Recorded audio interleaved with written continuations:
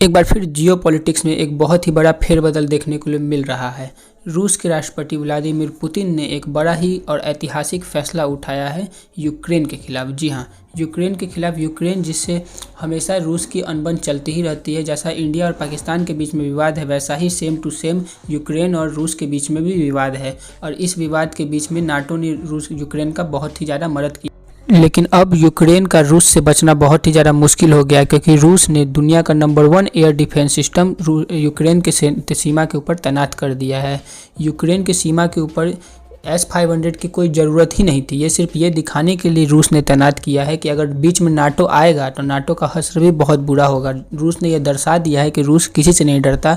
अगर वो कल को यूक्रेन को कब्जाता है तो कोई भी यूरोपियन देश अगर उसके खिलाफ आवाज़ उठाएगा तो वो उसे तहस नहस कर देगा, तबाह कर देगा। ये सीधा सीधा नाटो को धमकी है, क्योंकि रूस ये जानता है कि S-500 के एक भी मिसाइल यूक्रेन के खिलाफ यूज़ नहीं होने वाली है। क्योंकि हाल के दिनों में आपने देखा था कि 1,70,000 की सेना यूक्रेन के बॉर्डर पर रूस ने तैनात की थी, जबकि 1,70,000 की कोई ज़रूरत ही नहीं है। यूक्रेन को कब्जाने के लिए महज 20 से 25,000 सेना ही काफ़ी है। ये देखिए, हिंदुस्तान न्यूज़ का आर्टिकल है, S-500 जो तैनात किया है रसिया ने।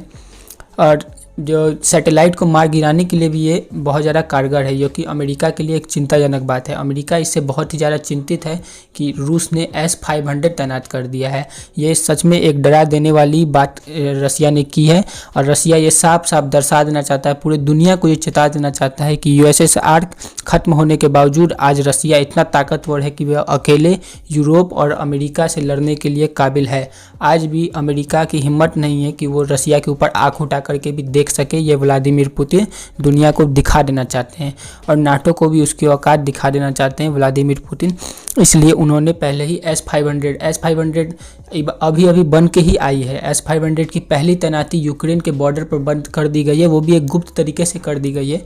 यूक्रेन के बॉर्डर पर S-500 की तैनाती, ये रसिया का पावर दर्शाता है, रसिया का एक आक्रामक सोच दर्शाता है यूक्रेन के खिलाफ। रसिया किसी भी हाल में यूक्रेन के सामने झुकने के लिए तैयार नहीं है।